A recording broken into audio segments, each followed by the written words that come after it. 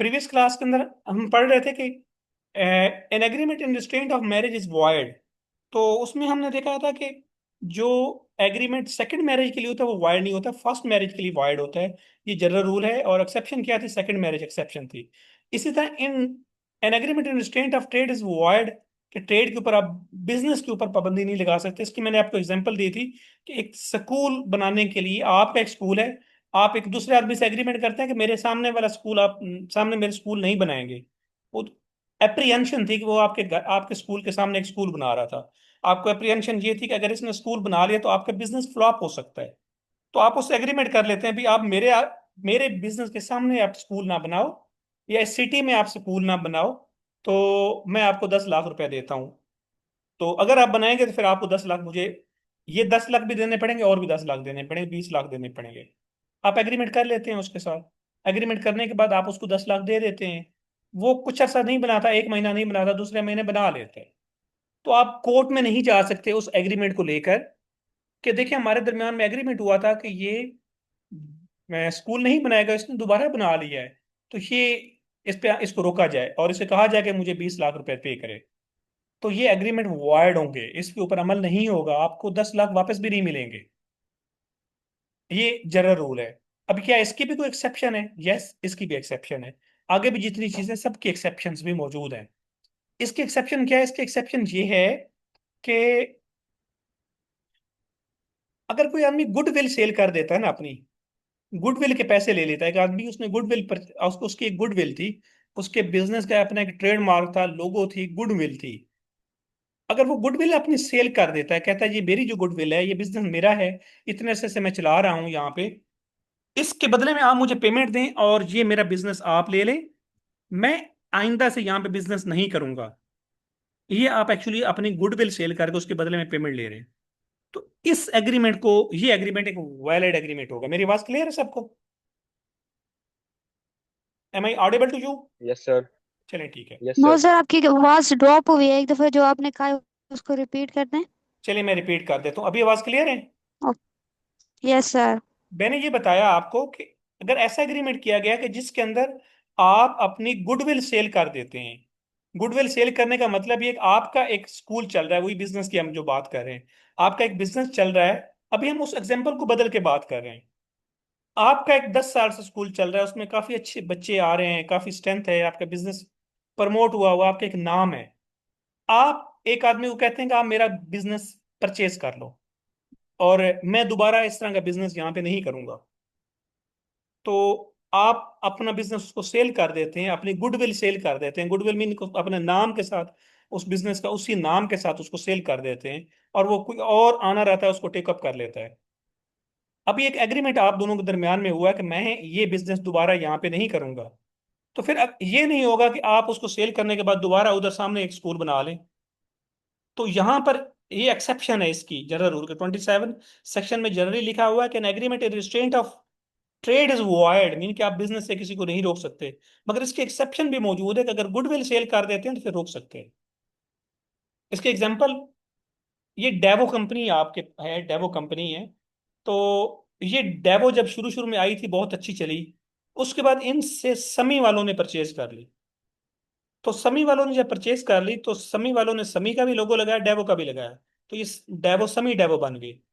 अभी डेवो ने समी डेवो को, समी को ये अपनी डेवो सेल कर दी।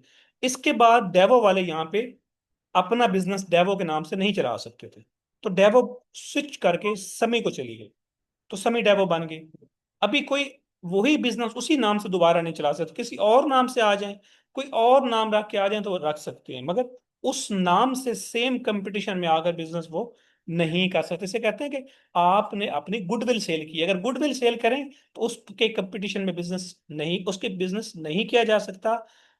ये आपका एग्रीमेंट वैलिड है, और अगर अदरवाइज होगा तो वैलिड नहीं होगा। ये सेकंड थर्ड वाली बात करें, पहला an agreement without consideration is void, second an agreement in restraint of marriage is void, third an agreement in restraint of trade is void, and the fourth one an agreement in restraint of legal proceeding is void. इसका मतलब ये कि अगर आप आपस में agreement कर लेते हैं कि ऐसा ऐसा एग्रीमेंट करते हैं जिसमें आप लिख देते हैं कि कोर्ट में नहीं जाएंगे, कोई मसला हुआ था हम अदालत में नहीं जाएंगे, इसको चैलेंज नहीं करेंगे अदालत में, ऐसे लोग बाज का शर्तें लिख लेते हैं, कंडीशन लिख लेते हैं, आप और मेरे दरमियान में कोई इशू बना तो हम अदालत में नहीं जाएंगे, या ये डॉक्यूमेंट अदालत में चैलेंज नहीं किया जाएगा। इस तरह की जो शराइत होती हैं, ये इनकी कोई वैल्यू नहीं होती, इनकी कोई लीगल वैल्यू नहीं होती। कहाँ कैसे, इसके सोर्स क्या है? Section 28 contract. सेक्शन 28 कॉन्ट्रैक्ट क्या कहता है? कहता है कि आप किसी को लीगल प्रोसीडिंग से नहीं रोक सकते। लीगल प्रोसीडिंग से रोकने वाला एग्रीमेंट जो होता है वो वैलिड ही नहीं होता, वो वाइड होता है। क्या इसके भी कोई एक्सेप्शन मौजूद है? यस, इसकी भी एक्सेप्शन मौजूद है।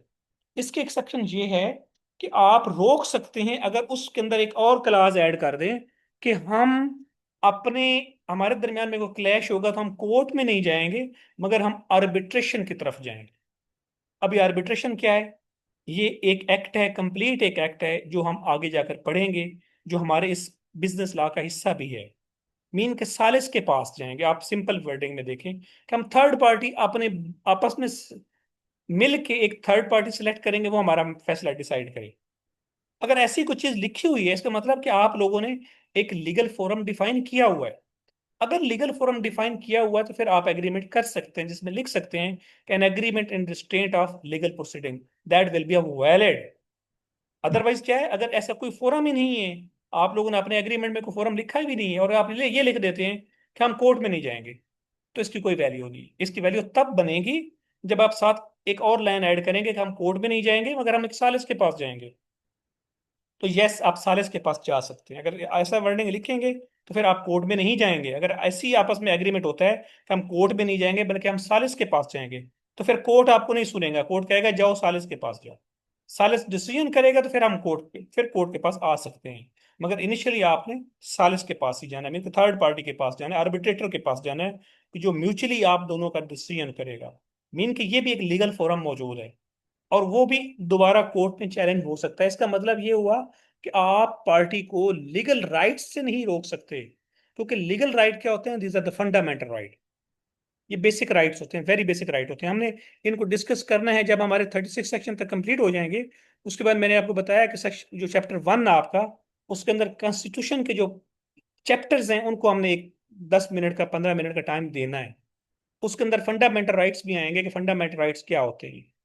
तो ये 28 में है कि आप किसी को लीगल राइट से नहीं रोक सकते।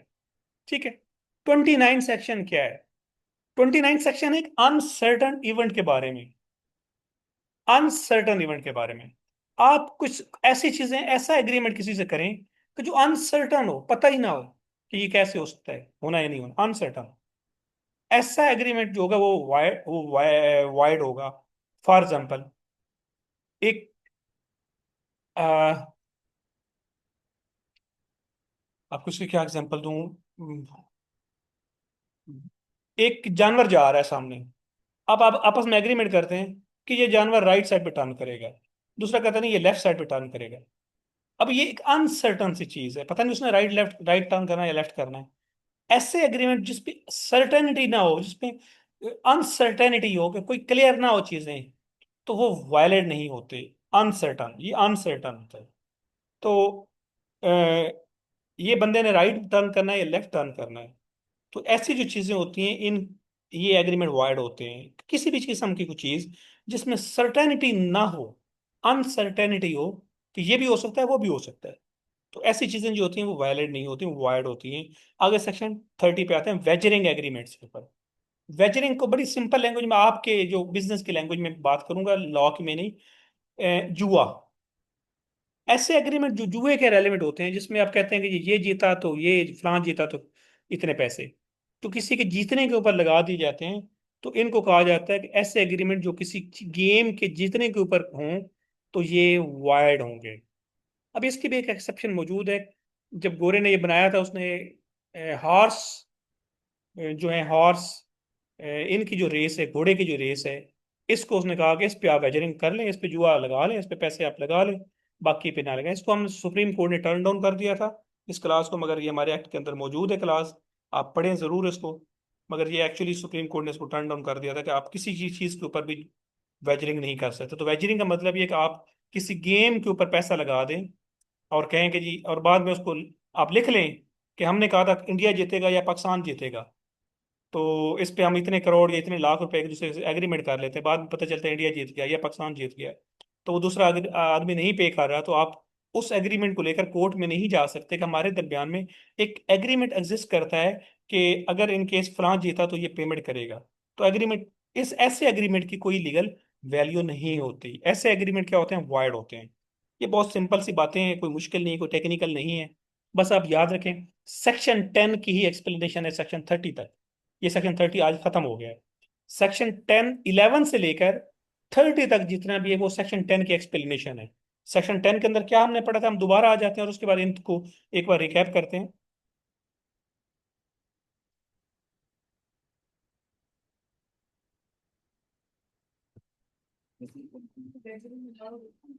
हाँ, ये पाकिस्तान में नहीं है। ये देखिए सेक्शन 10 पढ़ा था, इसमें हमने पढ़ा था फ्री कॉन्सेंट, हमने फ्री कॉन्सेंट भी पढ़ लिया। इसमें हमने पढ़ा था पार्टी कंपिटेंट टू कॉन्ट्रैक्ट, हमने वो भी पढ़ लिया। फिर लॉफुल कंसिडरेशन और लॉफुल ऑब्जेक्ट, ये दोनों चीजें सेक्शन 23 में पढ़ ली थी।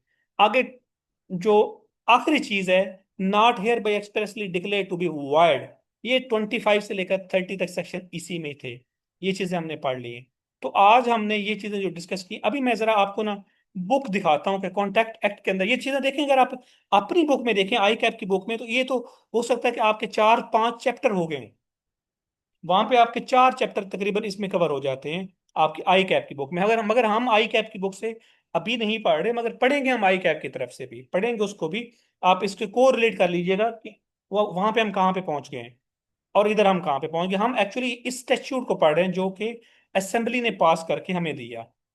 अभी अगले 2 3 मिनट जब तक ये आपकी नमाज की ब्रेक है, उस वक्त तक हम इसी को डिस्कस करते हैं, आपके कॉन्ट्रैक्ट एक्ट 1872 को। ये आपका कॉन्ट्रैक्ट एक्ट 1872 ओरिजिनल स्टैट्यूट है, जो ओरिजिनल बुक है जिससे हम पढ़ रहे हैं।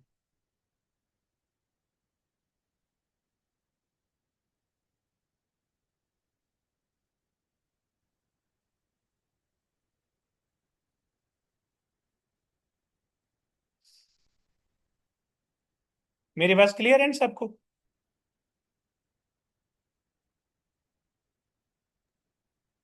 Yes sir. आवाज आवाज क्लियर है? चले, ये देखिए सेक्शन 1 को देखें। मैंने बताया था सेक्शन 1 के अंदर क्या है। सेक्शन 1 के अंदर शार्ट टाइटल है कि इसका नाम क्या है, this act may be called contract act 1872। Extend and commitment क्या है, ये होल ऑफ पाकिस्तान, ये पाकिस्तान के ऊपर एक्सटेंड करता है। और आगे क्या है, ये डॉट्स का मतलब ये होता है कि ये कभी पहले कुछ और नाम था, उसके बाद इसको अमेंड कर दिया गया है। ये साथ टू भी लिखा हुआ है, तो नीचे अगर जाकर देखें तो टू नीचे लिखा होगा। टू क्या है, जो आपका जो पॉइंट 2 है,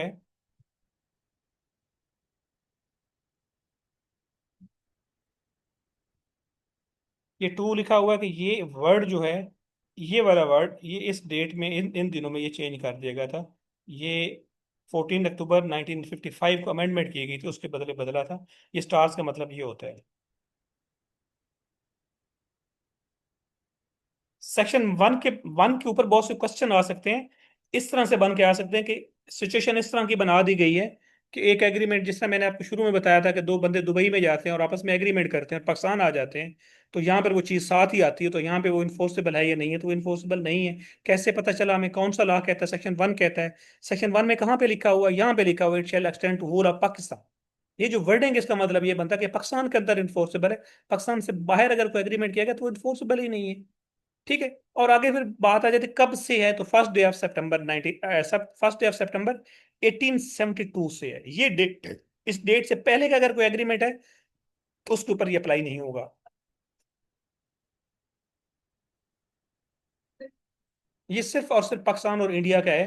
पाकिस्तान का पाकिस्तान में और इंडिया का इंडिया में अप्लाई हो। इंडिया में भी यही लॉ चल रहा है। नहीं, आगे हमने सेक्शन 2 डिस्कस किया था। सेक्शन 2 के अंदर ये चीजें, ये सारी डेफिनेशन क्लास हैं, ये चीजें हमने पढ़ ली हैं वहां पे। सेक्शन 3 4 5 6 7 8 ये आज नहीं पढ़ना हमने, ये कल पढ़ना है हमने। ये इटसेल्फ बहुत ट्रिकी किस्म का है, सेक्शन 3 से लेकर सेक्शन 9 तक, इसको हमने अलग पढ़ना है। सेक्शन 10 ये हमने डिस्कस कर लिया है, देखिए आपके सामने। 11 में who are competent to contract, section 11 के अंदर कंपिटेंट पार्टी के बारे में है।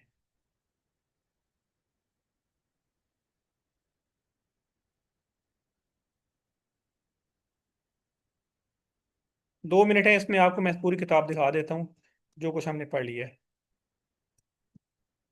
Who are competent to contract, आगे है what is sound mind for the purpose of contracting. 12 के अंदर साउंड माइंड।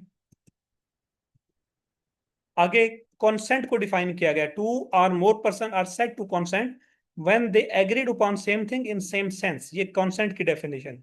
फिर फ्री कॉन्सेंट की डेफिनेशन क्या है कि consent is said to be free when it is not caused by, ये आगे 5 चीजें, क्वेश्चन है, अनडू इन्फ्लुएंस है, फ्रॉड है, मिस रिप्रेजेंटेशन है और मिस्टेक है। ये चीजें इन्होंने दे दी। ये आगे सेक्शन भी इन्होंने रेफर कर दी कि सारे सेक्शन अगले क्वेश्चन और इन चीजों को डिफाइन करेंगे। अनडू इन्फ्लुएंस को डिफाइन कर रहा है, फिर फ्रॉड को डिफाइन कर रहे हैं। ये आगे फिर अच्छा, अगर आपकी किसी भी बुक के अंदर या मेरे नोट्स के अंदर या आप जो मैंने स्लाइड्स पढ़ाई उसके अंदर या किसी भी बुक और किसी राइटर की बुक के अंदर कोई आपको कॉन्ट्राडिक्शन मिलती है, तो फिर आपने रेफरेंस इस बुक से लेना है जो ओरिजिनल होगी, टेक्स्ट बुक। मेरी बुक पे नहीं रिलाय करना, मेरे नोट्स पे नहीं रिलाय करना, मैं डिस्क्लेमर दे रहा हूं। बाकी किसी भी बुक पे रिलाय नहीं करना, ओरिजिनल बुक जो रेफरेंस पॉइंट हमारे पास है वो ये जो आपके सामने डिस्प्ले है, जो एक्चुअली स्टैच्यूट है। मतलब ये अगर कंफ्यूजन हो कि पता नहीं मिस्टर एक्स ने ठीक कहा है, मिस्टर आपके टीचर एक मिस्टर एक्स है, मिस्टर वाई एक टीचर है जो जिसकी बुक है आपकी मार्केट में, आप वो पढ़ रहे हैं, तो अगर दो के दरमियान में कंफ्यूजन हो जाए कि कौन ठीक है, तो इसको फाइंड आउट करने का आपके पास जो पैरामीटर ओरिजिनल बुक है, और ओरिजिनल बुक कौन सी है जो स्टैच्यूट असेंबली ने पास किया, इंटरनेट से आप डाउनलोड कर सकते हैं, ये आपके सामने मौजूद है। यहां से आप ओरिजिनल चीज निकाल सकते हैं, ये ओरिजिनल चीज है। बुक्स के अंदर लिखा हुआ गलत हो सकता है, स्टैच्यूट के अंदर लिखा हुआ गलत नहीं हो सकता। ये 23 सेक्शन है जो बड़ी डिटेल से हमने पढ़ा। ये 23, what consideration and objects are lawful, what not. The consideration or object of an agreement is lawful unless it is forbidden by law, एक चीज हमने ये पढ़ी थी। और such nature if permitted would defeat the provision of law, ये दूसरी पढ़ी थी। fraudulent तीसरी, involve or implies injury to person or property हमने पढ़ी थी। court regards it immoral, ये भी हमने पढ़ी थी। opposed to public policy, ये भी हमने पढ़ी थी। ये चीजें क्या है, ये सेक्शन 23 के अंदर हमने पढ़ी है।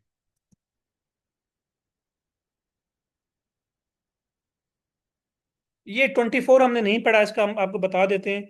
अगर एक एग्रीमेंट जिसका जो कंसिडरेशन है या ऑब्जेक्ट है वो कंप्लीट वॉइड नहीं है, कंप्लीट वॉइड नहीं, उसका कुछ हिस्सा वॉइड है, कुछ हिस्सा उसका वैलिड है, कुछ हिस्सा वॉइड है, तो फिर भी वो कंप्लीट वॉइड होगा। ये आप बहुत कंफ्यूजन पैदा करता है कि एक ऐसा एग्रीमेंट है जिसमें आधा हिस्सा जो है वो वैलिड है, आधा हिस्सा वैलिड नहीं है। मीन के हमने ये एग्रीमेंट किया कि मैं आपको 2 कनाल लैंड दूंगा, उसमें 5 मरले के ऊपर जुआ खाना बनाया जाएगा और बाकी जो जमीन उसके ऊपर एक मस्जिद बनाई जाएगी। लेट्स सपोज ऐसा एग्रीमेंट है।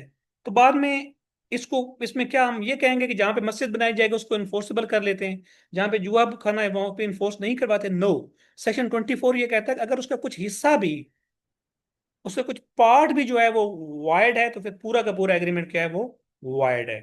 ये 24 25 हमने डिस्कस कर लिया। और आगे जितने 30 तक सेक्शन जो है ये हमने ये बुक से पढ़े हैं, ठीक है। तो ये बुक आपकी जो आई कैप की बुक है, हो सकता है वहां तक आपके 4 या 5 चैप्टर कंप्लीट हो गए हैं।